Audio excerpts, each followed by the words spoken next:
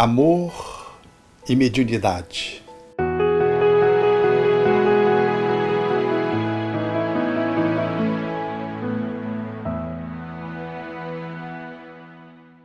A mediunidade é uma faculdade do homem, especificamente.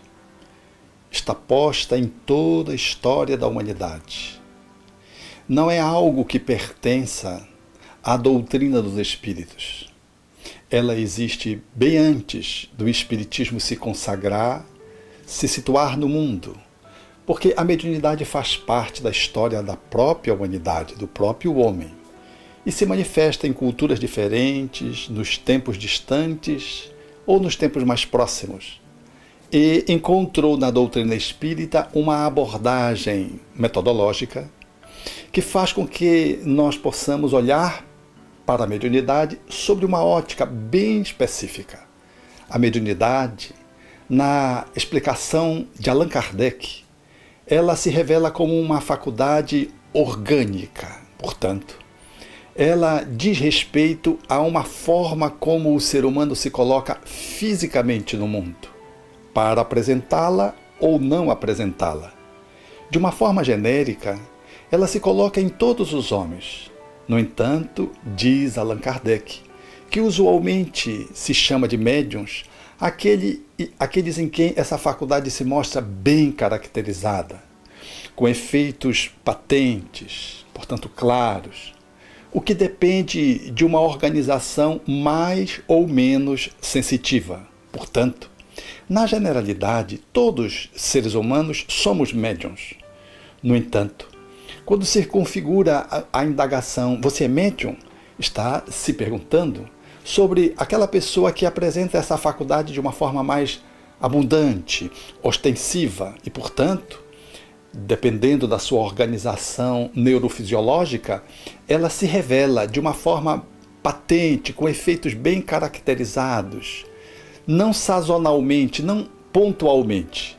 Este em quem essa faculdade se mostra de uma forma sistemática, nós chamamos de médiuns. Portanto, aqueles que veem com uma certa regularidade, aqueles que ou ouvem, ou escrevem, ou psicofonizam, ou que saem do corpo e se prestam a servirem de intermediário entre os espíritos e os homens no fenômeno do desdobramento.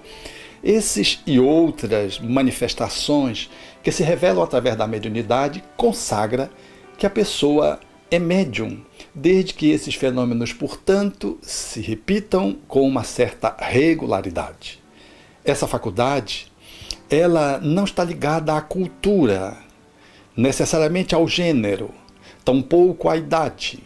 Ela pode se apresentar no rico ou no pobre, independente de classe social, segundo Allan Kardec nos ensina em o Evangelho segundo o Espiritismo.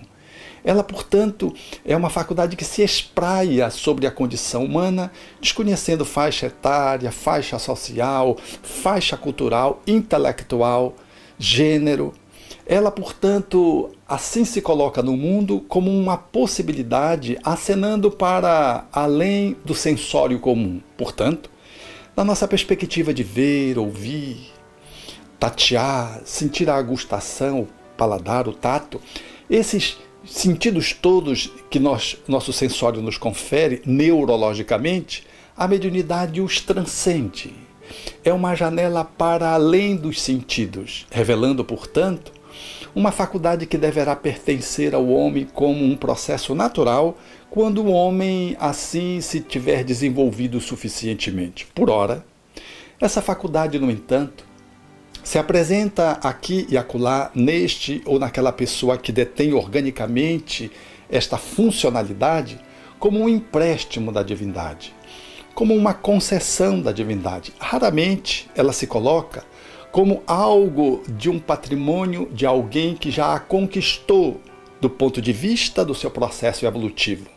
Quase sempre, diz o Espírito Emmanuel, a mediunidade está colocada no ser humano para almas que fracassaram desastradamente e se coloca como um instrumento para que a pessoa possa trabalhar a mediunidade numa perspectiva evolutiva, num processo de autorrevisão interna, de resgate de pendências anteriores Esse olhar que o Espiritismo nos confere faz-nos entender a mediunidade como um processo que o ser humano traz e que lhe confere ensejo de poder, em fazendo um bom uso, dar um salto de qualidade em relação a si mesmo, contribuindo para a evolução dos outros.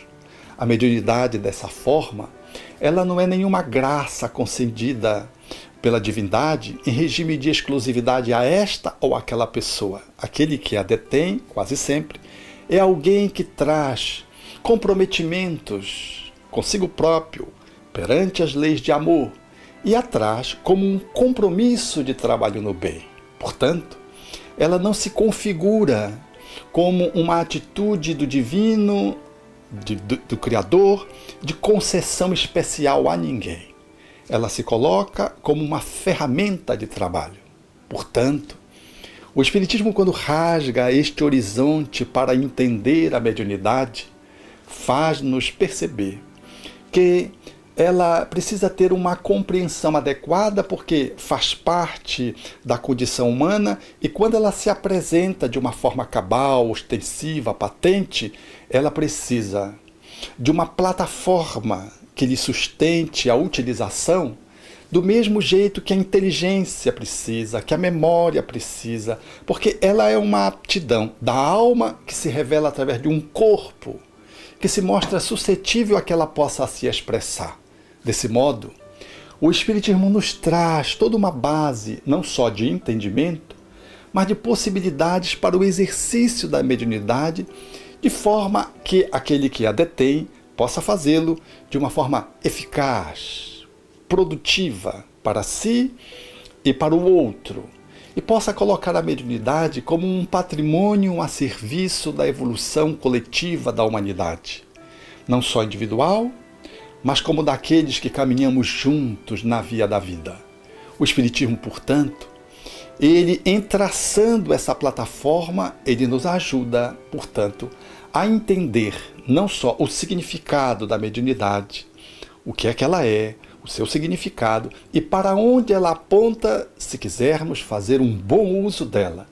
E nessa compreensão, o Espiritismo, portanto, nos dota de postulados, de uma metodologia, de uma apreensão da mediunidade que lhe confere um bom sentido àquele que a possui, dando-lhes rota segura no exercício desse processo de comunicabilidade.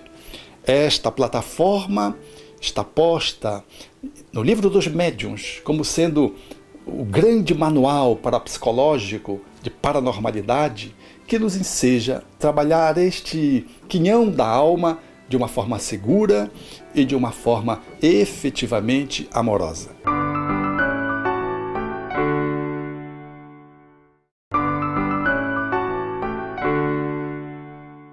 A posição espírita em torno da mediunidade vai desde a conceituação. Médium é o intermediário, é aquele que está entre duas polaridades. Ser médium, portanto, na perspectiva do Espiritismo, enseja-nos responsabilização. Não somos seres abúlicos, seres que somos manejados pelos espíritos à nossa revelia, que podem, por exemplo, nos tomar e fazer o que bem entendem. Essa é uma compreensão inadequada da posição da mediunidade e do médium em relação a ela. Para o Espiritismo, o médium é responsável pelo fenômeno que media. Como uma ponte, ele pode ser uma ponte firme, consciente, lúcida, eficaz. No entanto, ele pode abrir mão de fazer uma mediação adequada e pode ser alguém demasiadamente permissivo, pode ser alguém que inviabilize a comunicabilidade, pode ser alguém que se ache dotado de uma graça especial e ser, em relação aos outros seres humanos, alguém com uma deferência especial perante Deus. Essa perspectiva de compreensão, o Espiritismo naturalmente as elimina pelo estudo doutrinário. Logo, a plataforma com que o Espiritismo dota o médium para o exercício da sua mediunidade vai pelo um caminho de acesso, primeiro, a compreensão do que é o Espiritismo. Essa ciência filosófica de consequências ético-religiosas, ético-morais, ela nos permite, portanto, um olhar à luz dessa compreensão do que a mediunidade representa, da sua finalidade, das suas funções, dos seus objetivos últimos, do mecanismo pelo qual ela se estabelece, da sua tipificação, da forma como podemos e devemos lidar com os espíritos no âmbito desse intercâmbio multidimensional. Logo, o Espiritismo abre, portanto, o acesso àquele que quer exercer a mediunidade de uma forma cristamente, mediante o estudo doutrinário, que é o seu primeiro grande passo na direção desse caminho de poder ser um bom médium. O segundo bom passo é que, depois de estudar o Espiritismo razoavelmente, porque o Espiritismo é uma ciência para não só uma vida, para muitas vidas, é uma filosofia que deve nos conduzir para além do túmulo, porque ela é inacabável do ponto de vista